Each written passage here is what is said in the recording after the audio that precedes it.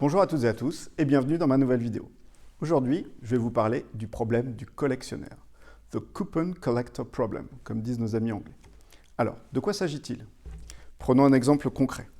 En décembre 2016, une enseigne de la grande distribution proposait à ses clients, pour la sortie du film Rogue One, de la franchise Star Wars, de collectionner des jetons dans un classeur comme celui-ci. Voilà, la collection complète comportait 54 jetons. Voilà, donc les clients se voyaient remettre en caisse des petits sachets comme ça qui contenaient 2 jetons. Voici un exemple de jetons. Voilà. Alors la question qui se pose est la suivante.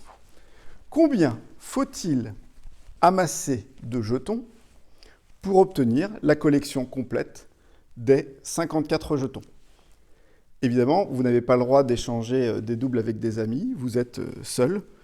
Voilà, vous récupérez des jetons. Combien vous en faut-il pour obtenir la collection complète? Alors évidemment, il vous faut au minimum 54 jetons, mais vous voyez bien qu'il va nous en falloir plus. Alors combien?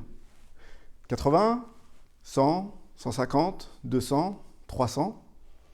Eh bien, à vos pronostics, mais en tout cas, je vous propose de résoudre complètement au tableau la question. Ça va prendre à peu près 10 minutes. C'est parti.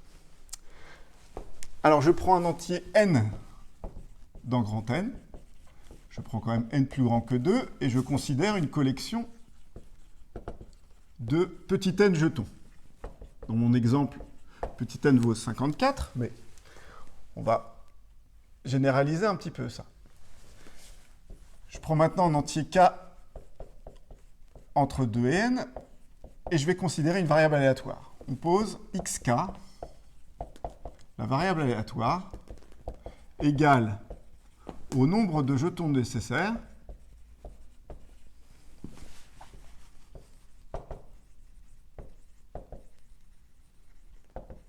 pour obtenir k jetons distincts.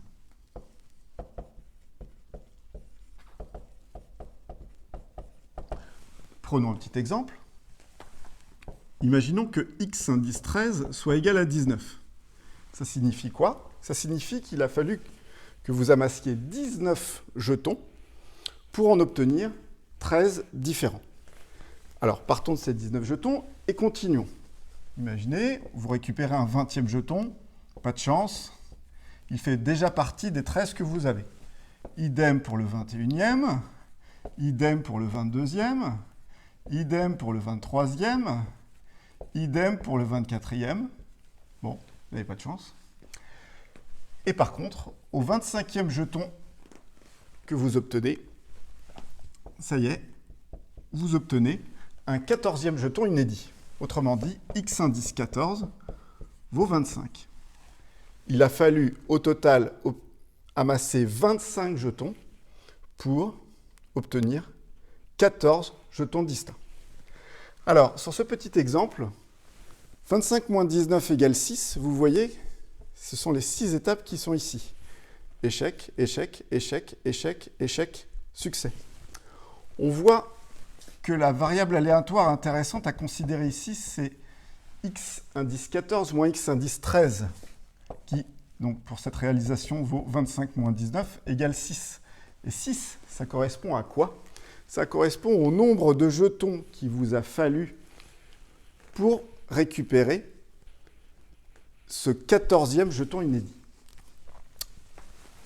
C'est cette idée que nous allons exploiter. On va poser y1 égale x1, et pour tout k dans l'intervalle entier de n, on va poser yk égale xk moins xk moins 1.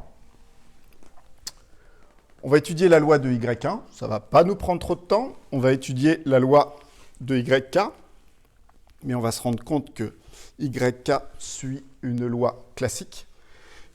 Et grâce à ça, on va obtenir une information sur la variable aléatoire x indice n, et plus précisément l'espérance de x indice n, parce que c'est bien ça qui nous intéresse. Alors c'est parti, commençons par la loi de Y1. Bah écoutez, c'est pas très compliqué ça. Y1, c'est X1. X1, c'est la variable aléatoire, égale au nombre de jetons nécessaires pour obtenir un jeton distinct.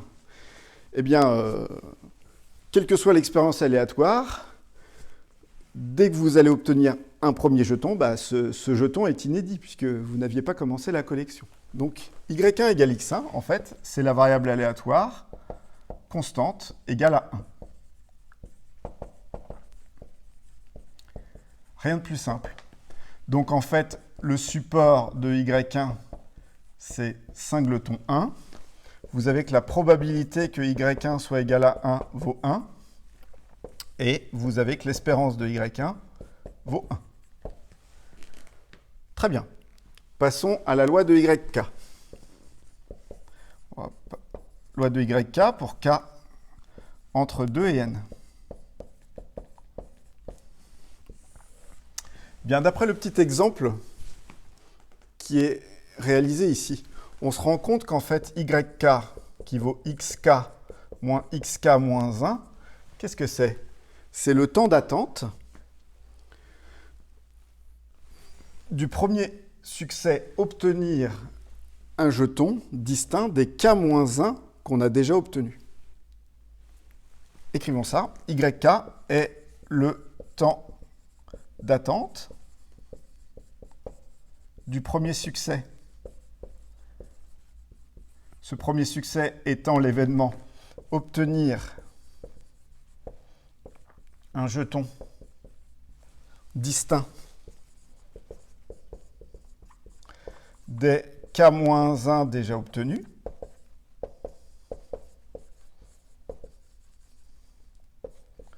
Alors, cet événement, quelle est sa probabilité? Quelle est la probabilité que vous ayez un jeton que vous n'aviez pas? Eh bien, c'est un événement dont la probabilité est n moins K-1. Voici les jetons inédits sur un total de n jetons. D'accord? Et tout ceci se fait lors de la réalisation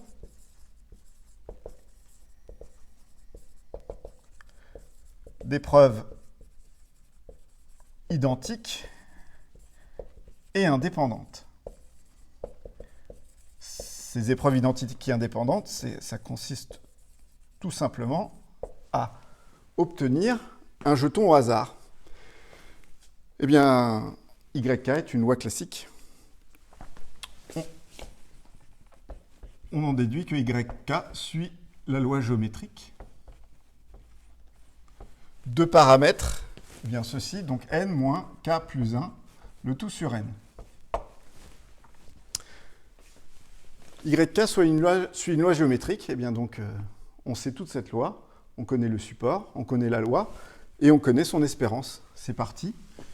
Le support, c'est donc n étoiles, et pour tout i dans n étoiles, vous avez la formule suivante. La probabilité que YK soit égal à i, eh bien, c'est quoi?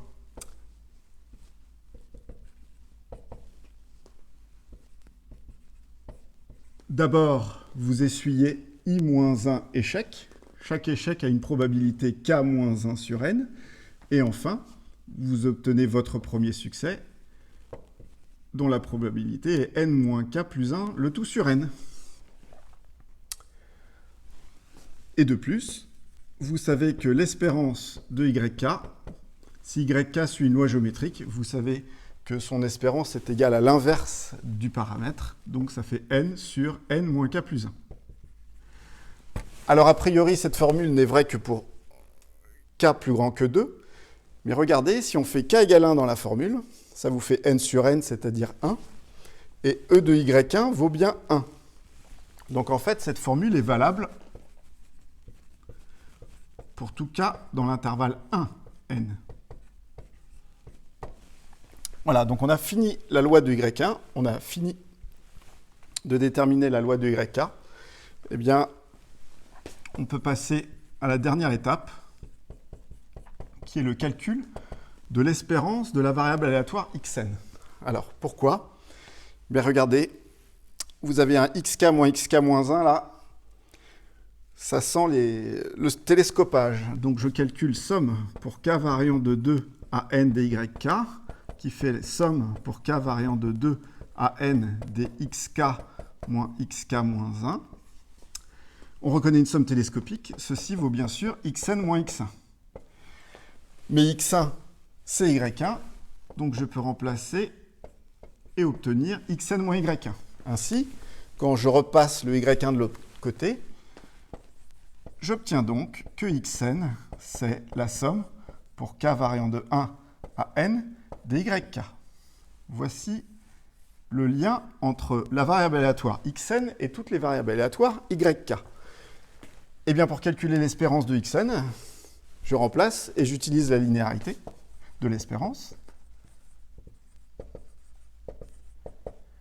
Et par linéarité, vous obtenez que l'espérance de xn, ça vaut somme pour k variant de 1 à n de l'espérance de yk, c'est-à-dire somme pour k variant de 1 à n de n sur n moins k plus 1. Le n, on peut le sortir parce qu'il est indépendant du compteur. Et la somme pour k variant de 1 à n des 1 sur n moins k plus 1, eh bien, c'est la même chose que la somme pour j variant de 1 à n des 1 sur j. Hein, il suffit de poser un petit changement de variable.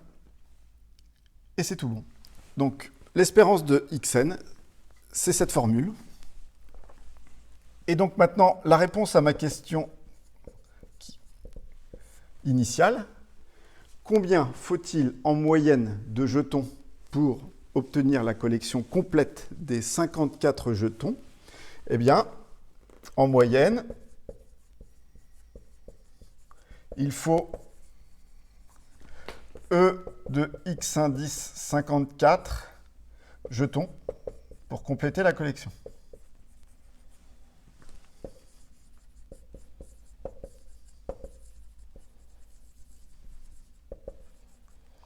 Des 54 jetons. Alors vous demandez à un ordinateur ou à une calculatrice. E de x indice 54, c'est-à-dire 54 fois la somme pour j variant de 1 à 54 des 1 sur j. Et on obtient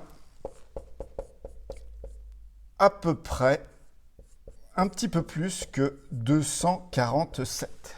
Donc en moyenne, il faut environ 247 jetons pour compléter la collection des 54 jetons. Voilà, cette vidéo est terminée. Je vous remercie de votre attention et je vous dis à bientôt pour une prochaine.